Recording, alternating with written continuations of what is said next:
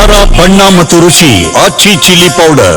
ನಮ್ಮ ಮೆಟ್ರೋ ಹಳದಿ ಮಾರ್ಗ ಪ್ರಯಾಣಿಕರಿಗೆ ಶುಭ ಸುದ್ದಿ. ಬೆಂಗಳೂರು ತಲುಪಿದ 7ನೇ ಚಾಲಕರಹಿತ ರೈಲು.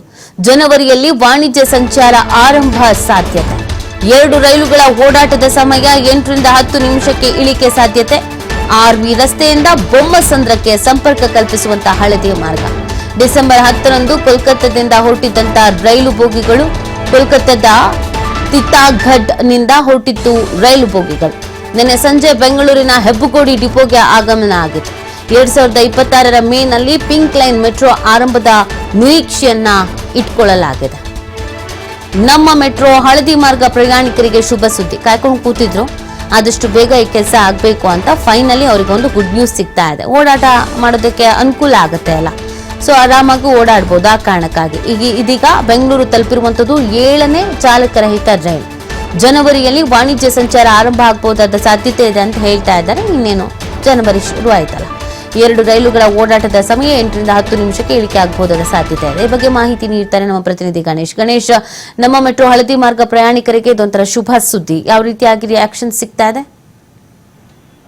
ಖಂಡಿತವಾಗ್ಲೂ ಇದು ನಿನ್ನೆ ಸಂಜೆ ಬೆಂಗಳೂರಿನ ಹೆಬ್ಬಗೋಡಿ ಮೆಟ್ರೋ ನಿಲ್ದಾಣಕ್ಕೆ ಬಂದು ತಲುಪಿರುವಂತದ್ದು. ಮುಖ್ಯವಾಗಿ ಇದು ಆರ್ವಿ ರಸ್ತೆಯಿಂದ ಬೊಮ್ಮಸಂದ್ರವರೆಗಿನ 19 ಕಿಲೋಮೀಟರ್ ವಿಸ್ತೀರ್ಣವಾಗಿರುವಂತಹ ಒಂದು ಮಾರ್ಗದಲ್ಲಿ ಹೆಚ್ಚುವರಿ ಕೋಚಸ್ ಆಗುತ್ತೆ. ಇದು ಡ್ರೈವರ್ಲೆಸ್ ಕೋಚ್ ಆಗಿರೋದ್ರಿಂದ ಸಹಜವಾಗಿ ಈ ಒಂದು ಮಾರ್ಗಕ್ಕೆ ಸಾಕಷ್ಟು ಏನು ಕೋಚಸ್ ಗಳ ಕೊರತೆಗಳಿತ್ತು. ಮೆಟ್ರೋ ಅವಧಿ ಕೂಡ ಸಾಕಷ್ಟು ವಿಳಂಬಗಳಾಗ್ತಾ ಇತ್ತು. ಪ್ರಯಾಣಿಕರದ್ದು ಕೂಡ ನಾವು ನಿಮಿಷಗಳು 10-15 ನಿಮಿಷ, ಅರ್ಧ ಗಂಟೆ ನಾವು ಒಂದು ಮೆಟ್ರೋಗೆ ಕಾಯ್ಬೇಕು ಅನ್ನುವಂತಹ ಬೇಸರ ಕೂಡ ಪ್ರಯಾಣಿಕರಿಂದ ಕೇಳಿ ಬಂದಿತ್ತು. ಇದೀಗ 7ನೇ ಡ್ರೈವರ್ಲೆಸ್ ಕೋಚ್ ಏನು ಬೆಂಗಳೂರಿಗೆ ತಲುಪಿರುವಂತದ್ದು. ಸಹಜವಾಗಿ ಈ ಒಂದು ಟೈಮಿಂಗ್ಸ್ ನಲ್ಲೂ ಕೂಡ ಕಡಿಮೆ ಆಗತ್ತೆ. ಈ ಹಲವು ನಿಮಿಷಗಳ ಕಾಲ ಕಾಯುವ ಬದಲು ಈಗ 6 ರಿಂದ 8 ನಿಮಿಷಗಳ ಅವಧಿ ಅಥವಾ 8 ರಿಂದ 10 ನಿಮಿಷಗಳ ಅವಧಿ ಒಳಗಡೆ ಒಂದೊಂದು ಟ್ರೈನ್ ಪಾಸ್ ಆಗುವಂತಹ ಮೂಮೆಂಟ್ಸ್ ಗಳು ಇರುವಂತದ್ದು. ಈಗ ಇದಕ್ಕೆ BMRCL ಅಧಿಕಾರಿಗಳು ಕೂಡ ಸ್ಪಷ್ಟವಾಗಿ ಮಾಹಿತಿಗಳನ್ನು ನೀಡಬೇಕಾಗತ್ತೆ. ಕಳೆದ ಆಗಸ್ಟ್ 11ನೇ ತಾರೀಕು ಇದು ಒಂದು ಏನು ಹಳದಿ ಮಾರ್ಗ ವಾಣಿಜ್ಯ ಸಂಚಾರವನ್ನು ಮಾಡಿತು. ಪ್ರಧಾನಿಗಳಿಂದ ಒಂದ್ ರೀತಿಯಲ್ಲಿ ಲೋಕಾರ್ಪಣೆ ಕೂಡ ಗೊಂಡಿರುವಂತದ್ದು. ಈ ಒಂದು ಮಾರ್ಗದಲ್ಲಿ ಸಾಕಷ್ಟು ಸಂಚಾರ ದಟ್ಟಣೆ ಇದೆ. ITBT ಕಂಪನಿಗಳು ಉದ್ಯೋಗಸ್ಥರೆಲ್ಲರೂ ಕೂಡ ಒಂದ್ ರೀತಿಯಲ್ಲಿ ಈ ಮಾರ್ಗದಲ್ಲಿ ಸಂಚಾರ ಮಾಡ್ತಾರೆ.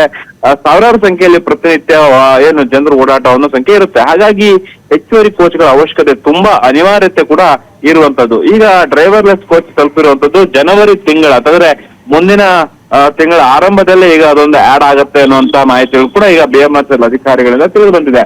ಆದ್ರೆ ದಿನಾಂಕ ಇನ್ನೂ ಪ್ರಕಟ ಆಗಿಲ್ಲ. ಹೆಚ್ಚುವರಿ ಕೋಚಸ್ ಬೇಗ ಆಗ್ಲಿ ಅನ್ನುವಂತ ಪ್ರಯಾಣಿಕರ ಒತ್ತಡ ಹಿನ್ನೆಲೆಯಲ್ಲಿ ಈ ಒಂದು ಡ್ರೈವರ್ಲೆಸ್ ರೈಲ್ ಏನಿದೆ ಅದು ಮುಂದಿನ ತಿಂಗಳ ಆರಂಭದಲ್ಲೇ ಆರಂಭ ಆಗುವಂತ ಸಾಧ್ಯತೆಗಳಿದೆ.